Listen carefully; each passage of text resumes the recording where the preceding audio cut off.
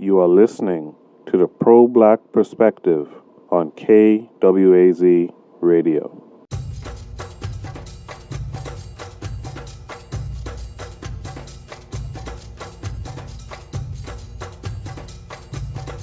Welcome to the Pro-Black Perspective, where black problems are addressed with black solutions. Your host tonight is the author of the Pro-Black Compendium and Zuberi and the Maroons of Maa, the Pan-African Nationalist, Oni. Oni, what are we discussing tonight? Peace, family. Thank you for tuning in. Today we're going to discuss black unity. Black unity is fundamental. It's one of those things that our people are constantly, vying for. We're constantly saying, hey, we need to be united. We need to be united as a people. But we have to also ask ourselves, are we doing enough to be united, right? But in order to get to that, I think the deeper question at hand is, are white people united? And I'm asking this particularly when I say white people, I mean like all Eurasians, right? But not even just all Eurasians, but like whatever white group you can think of, right? Ask yourself, are they united, right? And I mean, we know that they're not all united with each other, but then also we gotta ask ourselves, well, what could make them, right? So we're gonna go and say, let's just assume yes, white people are united, right? Because that's really what's because that's an important assumption to make, right? Then what it is that we have to ask ourselves, why and how, okay? Because white people as a race, as a historic race, have been at war with each other from time immemorial, barbarians, if you will. So we have to ask ourselves, we have to look at our history or our story, right? Look at our story and see when that unity came about, right? So luckily, those of you who have the Pro-Black Compendium can definitely follow along and open up to page 135 in the Pro-Black Compendium, where I'm discussing those different wars in African our story, right? And the last war that I reference is the Indus Valley Great War, and so this is very important because this was like, let's say, the first World War, like for real. All right, this is in ancient times. This is the collapse. This is the destruction of the Indus Valley civilization.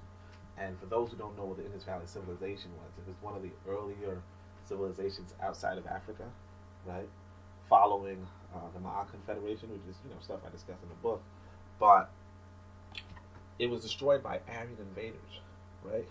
And the particular Aryan invader, the story goes that it's Ram, right? So this white boy named Ram, and I'm just going to summarize it because you could read a short description in the Pro-Black Compendium, but like one of the main takeaways is this one. It says, Ram was an Aryan leader who once learned some of the mysteries of Africa and thought to himself that Eurasians shouldn't be at war with one another, but instead should unite against black people, right? So you see here that in ancient times, right, white people were not united with each other. Okay, they were fighting each other. They were at war with each other. They're barbarians. They're just savage. Look up battle axe culture and you'll see these people, right? But this Ram guy, he learns, he sees African, like this is during a time of like black supremacy. Okay, so he sees that Africans are doing well for themselves, doing good, learning, the high sciences, the high philosophies, high art, building these huge monuments, the labyrinths, the pyramids, so on and so forth, right? And then so he said, look, why are we fighting each other? Why are we white people fighting each other when we could fight these black people and get deeper knowledge, get deeper, get into the mysteries, and when he does this, he takes over the Indus Valley civilization. He imposes a system of racism, imposes a system of so on and so forth. The caste system, and I mean that's all described in the book. But the whole thing is that this imposition, this what he does, right, is the unity. It's how white people become united in their historical legacy, right? So it's a very important, and you have to realize that, especially with quote unquote Christmas coming in, right? You have to realize how, important Ram is in the history of white people, because essentially, like I remember, growing up, I saw some Christmas decorations, and one of the decorations is Noel, right? And pretty much Noel is like a reference to, this great race war, if you will, and the end of black supremacy as we know it, right? So that's really the answer there, about, are white people united? Yes, white people unite with their race against us. They're united against black people, and this is not just applying to just, European whites. It's also like Arab groups, Arabs are, constantly fighting each other for whatever reason, or the Jews or this or that, so on and so forth. Everybody's fighting each other. But then when it comes to black people, like when it comes to a jihad against an African nation, the Shiite Sunni don't matter. It doesn't matter, right? And that's something that our people don't understand. And sometimes, we try to talk about intersectionality, or we try to talk about class warfare, and we want to be quote unquote socialist, Marxist, all that stuff, and that right there is one of the troubles for our situation, that we don't know, let's say his story, or we don't know our story as it pertains to them, right? We don't know that he is united against us racially, but if you can't hear me say it, I'd like to bring up a quotation from Napoleon Bonaparte, right? So Napoleon Bonaparte, obviously some, big historical figure in his story, right? And Napoleon says, regarding Haiti, because essentially Haiti is an island where, or at least during that time, right? It's an island where black people are overthrowing, their enslavement, and in so doing, three world powers fight against Haiti, and Haiti still wins, right? So of the world powers, are, England and France, right? But France is led by, none other than Napoleon, who was decimating Europe, but he still couldn't be Haiti, right? But here's what Napoleon said about, his decision, in Haiti, right? To even go after Haiti, right? And he says, "My decision to destroy the authority of the blacks in Saint Domingue, Haiti, right, is not so much based on considerations of commerce and money, as on the need to block forever the march of the blacks in the world." And that's something that we just don't grasp as a people, that here you have Napoleon, right, saying, look, it's not about commerce, right? It's not about money. I'm going after Haiti because they're a bunch of black people. You understand? And the thing is that a lot of us don't understand that. But I wanna explain to you something that's really like that should, make it more clear to you, right? If Africa were strong, right? If Africa were strong, right? Then guess what? Bulgaria would be weak. I don't know, you're saying Bulgaria, what is that? You know, the reality is that Bulgaria would be weak if Africa is strong, and what I mean by that is that because if Africa's strong, then France and England and all those other strong European states are going to start looking at weaker European states. You understand? Because why would they want to fight with something strong when they can fight with something weak? Because white people are not necessarily united, except in, except against us. But like, if we're not something that you could go after, they're gonna go after each other, obviously, right? So, but here's the thing, though: if Bulgaria is weak, right, then France is weak for going after Bulgaria, or even if it's trying to block Germany from going after Bulgaria, right? And if France is weak, then England's weak because England is gonna then fight France, and then it's gonna be vulnerable for and kind of like what you had in World War One and World War Two. Germany is grabbing up land inside of Europe, then all these European countries are they start fighting and they're getting weak. When they're fighting, they're weaker. Because you now have to devote some resources towards war, and the war is going to have its casualties, and basically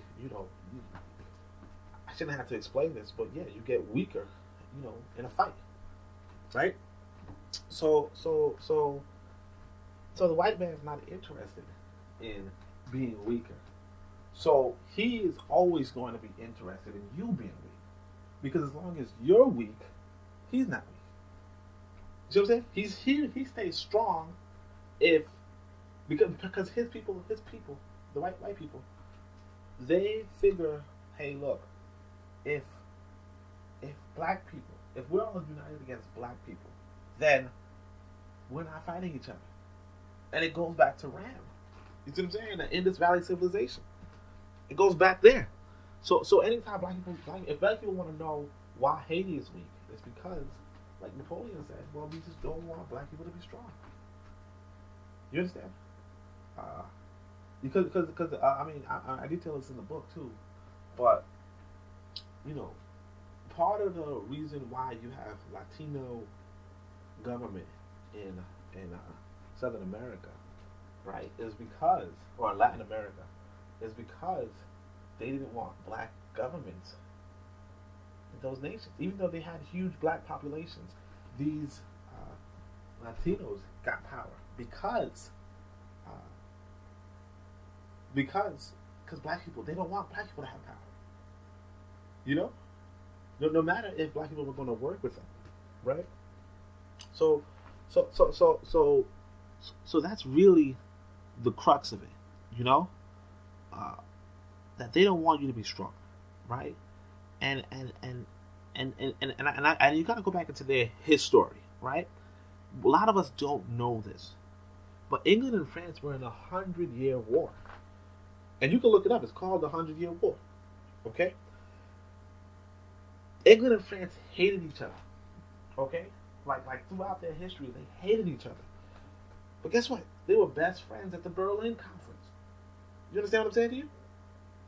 The Berlin Conference, where they were dividing up Africa, they were best friends. They were like, hey, I'll take Niger, you take Nigeria. You understand? They were like, I'll take Niger, you take Nigeria. Best friends. Because if they were, if you go into our history, or you go into our story, you'll see Nzinga pitting one group of Europeans against the other group of Europeans. Brilliant strategists. Dr. Clark said no greater patriot than Nzinga, right? Africa has no greater patriot. But we have to see that they are united against us, right? And then it comes back to, well, what do we need to do? Because we talk about black unity, we talking about black unity. So I want you guys to open up your books, the Pro-Black Compendium, to page 22, right? And we're going to start off reading what Martin Delaney said, which is, Whatever liberty is worth to the whites, it is worth to the blacks. Therefore, whatever it costs the whites to obtain it, the blacks would be willing and ready to pay if they desire it. You know? So, I mean, you know, you see all these proverbs and you see all these quotes, and I want you all to study these. You know? Study this and ask yourself, how does this apply? You know? Mark Delaney said, whatever liberty is worth to the whites, it is worth to the blacks. Right? So what is it worth? So white people are united against black people. They're not united otherwise. And we have to understand that white people, like, they find any reason to fight each other. You know, they're tribalistic, very tribalistic. You know, I went to school in Ohio, and Ohio just hated Michigan. And now these are two states, two neighboring states, and they just hated each other. And of course, white people put that same tribalism on you know, colonized Africans, right? Where it's like one block, you know, one building is fighting with another building, you know. But it's like that's what they do too. You know, that's their nature that they're imposing on us, right? But and, you know, of course they're gonna say human nature, and a lot of people are gonna listen to like, yeah, it's human nature. No, it's not. You know, people can coexist peacefully, you know, easily. Yeah, we have, you know, we have civilizations that lasted, you know, millennia. You know, like some people would say 3,500 years on one civilization. That's the, you know, and I mean, it had its ups and downs, of course, but you know, of course, when you look at the book, you'll see, you have to study why it had its ups and downs. You know, you'll see why, you know, like a first intermediate period happened. You know, why the second. You know, and it's much more deep than it's human. You know, they were invaders. You know, there were invaders. There was a lot of poisoning going on. You know, a lot of foreign influences going on. But you know, that's another discussion altogether.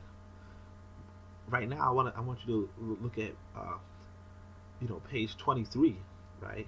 Page 23, just to add on to Martin Delaney, and it says unity is strength and division is weakness, and that touches back to what I was talking about. Well, Bulgaria would be weak.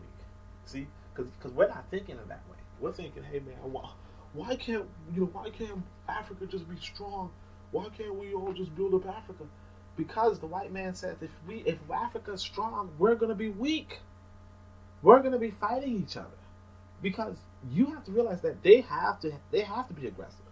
You know, and I don't want to sound like one of those you know, socialists or whatever, but you know, like if you study quote unquote capitalism has to find new markets. You know what I'm saying? It has to find new markets because you know, the capitalists are stupid in a sense. They just make too much for even their own people to consume, so they have to find foreign markets for consumption. So let's just say that, you know, if Africa says, hey, look, I don't want to buy from you, that doesn't mean that England doesn't want to keep producing something stupid, you know? And so they're going to push it on some other people. And then that's going to, you know, then those people are like exploited or something like that. The whole, you know, we don't have to go into that necessarily because we're not even at that stage to discuss that right now. But the reality is that unity is strength and division is weakness. If you are divided, the white man doesn't want you united because if you're divided, you're weak. And if you're united, you're strong. And if you're united, then there'll be divisions with him. Because it's like, hey, well, look, Germany is going to be like, hey, I can take advantage of this country. Or France is like, I can take advantage of this country. Or England, and when they do that, they're just going to keep fighting. You understand? Unless you are weak. And that's very important, right? So now the question comes, how do we become united, right? And I want you to turn to page 23, where we talk about, where I have Kwame Nkrumah's quote, which is, unity presupposes organization, okay? That means that you can't have unity without organization, you see? And that's something that a lot of us don't even understand. We talk about all this black unity, black unity, when we should be saying black organization. We're not organizing. We're not organized. And because we're not organizing and not organized, we're not unified. You see? Because come back to what the examples before. Right? Rob organizes white people to be united against black people. Right? That's what happens. Right? Or France and England are united when they're in the Berlin Conference. Right? When they're organizing to colonize all of Africa. Or even look at it differently. France itself is organized. Or united. France itself is united. Because it's organized. It's an organization. France is an organization. A nation is an organization. Right? England is united because it's an organization. You get what I'm saying? And go to page 24 in the Pro-Black Compendium, and you'll see the problem. And this is an ancient problem. It says organization is impossible unless those who know the laws of harmony lay the foundation. The reality is this: that white people are united against us because they're organized against us, right? Militaristically, economically, so forth, right? Culturally, so on. But their organization is not necessarily flawed because they don't understand the laws of harmony. And that's something that we don't even get. That it's really a question of who's more organized. That's really the question, right? But right now we're not really we don't practice the laws of harmony, but the reality is that they don't either. So that's why they're not really united, but they're united against us. You see what I'm saying? That's why Michigan and Ohio could be, fighting each other, right? That's why, England and France could go at it for 100 years. You know what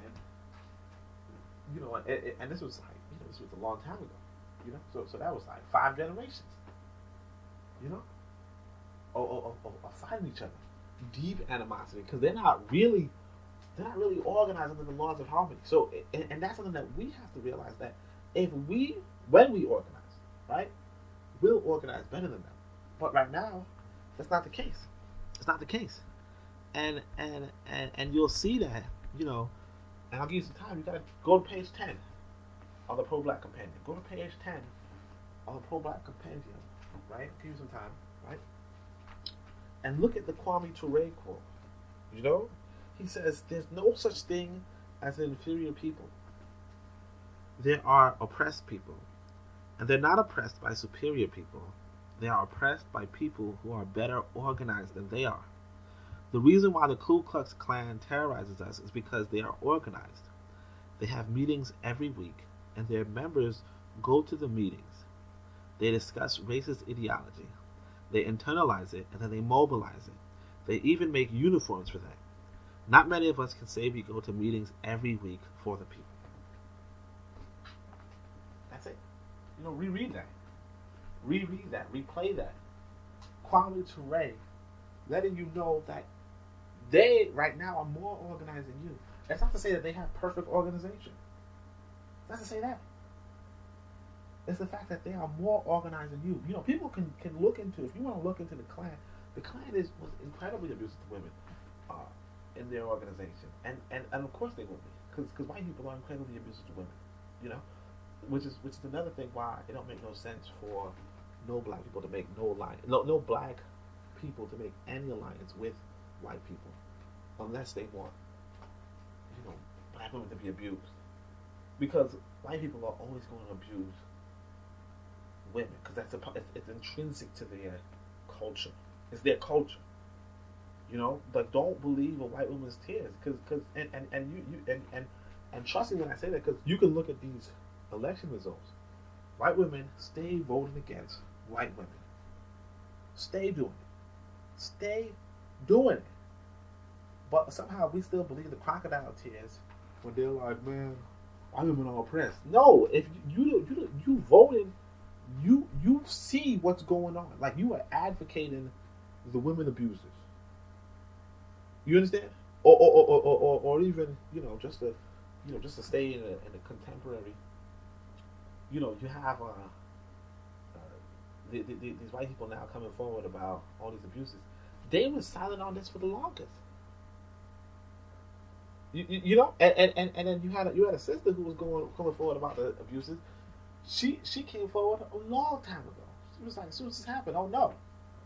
And white people were like, cut it to the side, because that's their culture. But I don't want to stray too far from the subject. We have to realize that they are more organized than us. So it's upon us to organize, right? And so really, we're gonna go back to Kwame Ture again. Page 11, right, where he lays it out how to get black unity. He says it more specifically. He says, if you are not in an organization, you're not united with your brothers and sisters. People talking about unity just need to read that. If you are not in an organization, you're not united with your brothers and sisters. And we gotta specify a black organization, right? But that really is where this all goes back.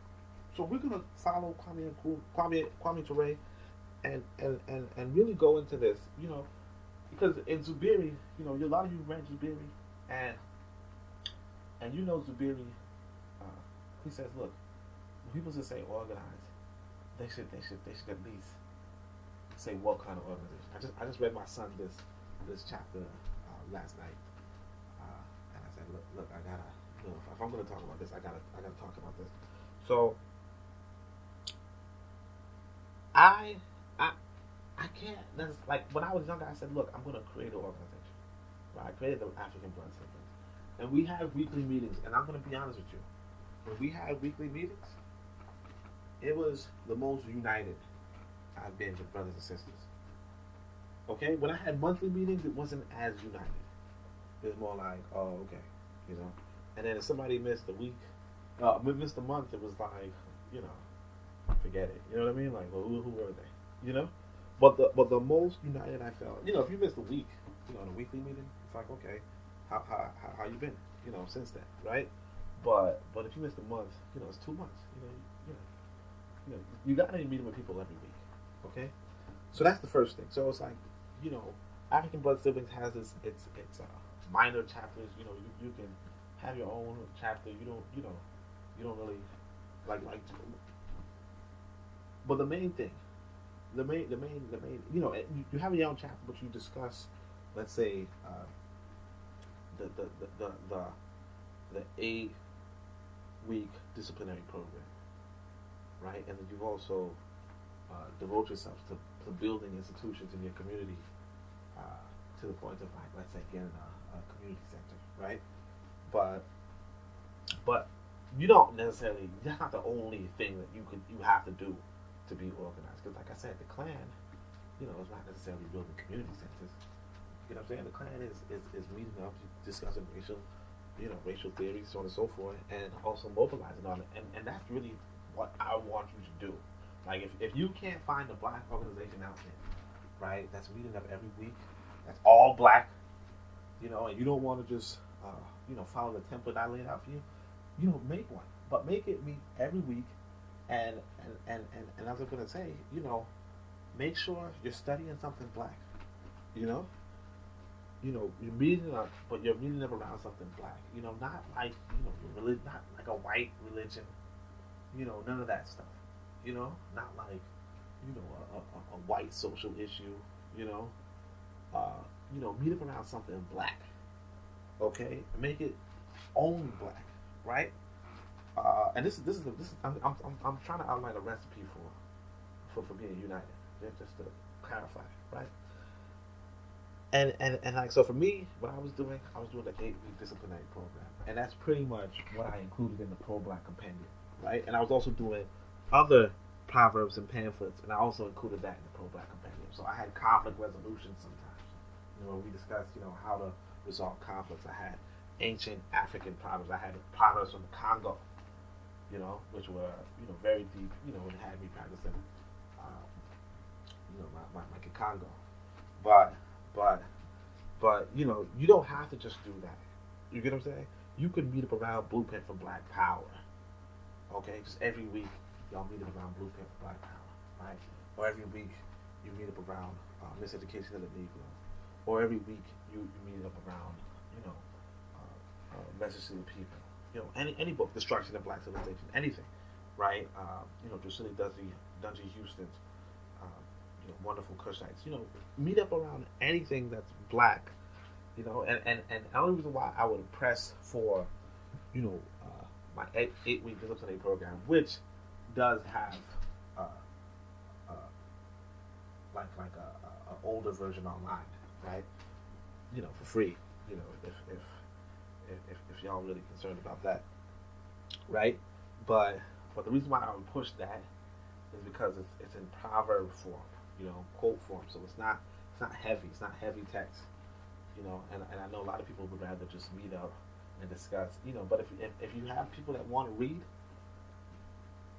something substantial, like something like a book, like a whole book, then go for that too. Race first, anything, but meet up every week. That's the key. The key is to meet up every week around something black, right? But then also, you have to be proactive and you have to be doing something. Because a lot of times when I was meeting up with people, they were like, "Hey, I don't want to just meet up and talk. I want to do something." And it's like, yeah, and of course when I went to do stuff, they weren't around. You get what I'm saying? They weren't around, but they, but it made sense because you do want to meet up and do something. But of course, part of the reason why I was meeting up, just to, explain to myself, part of why I was meeting up because I didn't want to end up doing everything by myself. But of course, eventually, that's what it becomes if people are not trained or disciplined to meet up. You get what I'm saying? Like if people can't meet up to just talk, they can't meet up to act either. Really, I mean, because it's like if you can't meet up to do something small, how can somebody expect you to meet up and do something big? It's steps at a time. But we're gonna change to back to page 25. And I'm gonna read Amilcar Cabral. And if you don't know who that is, check the glossary, and you'll see the description. The biographies in the back. You'll see. But I'll give you time to go to page 25. But Amilcar Cabral says, always bear in mind that the people are not fighting for ideas, for the things in anyone's head. They are fighting to win material benefits, to live better and in peace, to see their lives go forward, to guarantee the future of their children. And that right there is what you're supposed to be meeting up around. You don't just you meet up, you get your black knowledge, you get your identity, your racial identity. You do that, every week. But you also have to do something substantive. And I'm gonna tell you, like I have the book. In the book, you have pages 174 to 184 of group economic ideas, and the viability of them. I talk about the viability of them, and also let's say the profitability of them, the difficulty, all that kind of stuff. And I discuss those ideas. That's not the only things that you could do, but I'm giving you a pretext for, let's say you meet up as a group, right? What kind of economic activity you can do, right? That can also, benefit the group and benefit your people. Okay? What can you guys do? Because I mean, there are things that we can make, we can produce, that can be useful to our people, but also, like advances, and this is just just a bunch of ideas that we can use moving forward, to follow what Amilcar Cabral is saying, that we're fighting for our people, not just ideas, but for our people.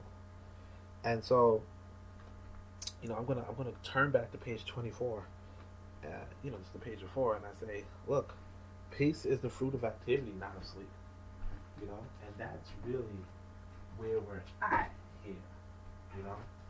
When we talk about black unity, right, that means you need to get up and meet with your brothers and sisters weekly. Okay? Meet with them weekly around certain black ideas. Okay? And also fulfill Amil Cabal's, the reality that you have to fight for people to better their lives in some substantial way. Right? Because that's what it is at the end of the day. If you want unity, meet up with your people weekly. Okay? Have some sort of ritual. I mean, if you can't meet up with somebody, just communicate with people weekly around certain black ideas. It can, if you gotta be online, you gotta be, keep repeating one book, or you could do the book club, like I suggest in the Pro-Black Compendium. You could do a book club, or you could do a movie club, and like I have a list of movies, I have a list of books. You can just go through those, but do it weekly, and I mean, and if you miss a week or two, it's okay, but just do it weekly. All right, and then you'll have that unity. And then if you're gonna build something for your people, develop something for your people, and that's where black unity is gonna come from, right? Well, that's one of the recipes for black unity, and that's one I would definitely advise, So anyway, I want to thank everybody who has purchased the Pro-Black Compendium, who has purchased Zuberi and Maroons of Maa. I'd like to thank so far the 4 people who reviewed those books, loving the stars. You know what I mean? And I'm welcoming, obviously, more stars and more reviews, more purchases, and more discussions and sharing, all of that. I appreciate everybody so much. Thank you. Thanks for your time. And I hope you enjoyed this, and I'll talk with you guys next week. Oh, and send me whatever problem you might want me to discuss. Thank you. Thank you for listening. I invite you to join hands with your brothers and sisters as we recite the African affirmation together. It's a call and response, so follow my lead. We are an African people, robbed from our homeland, robbed of our names, our languages, our cultures, our religions, our womanhood, our manhood, our sisterhood, our brotherhood, our motherhood, our fatherhood, our selfhood, our nationhood, and our self-respect. But we shall rise, never to fall again. Up, you mighty race, you can accomplish what you will. No justice, no peace. No justice, no peace. No justice,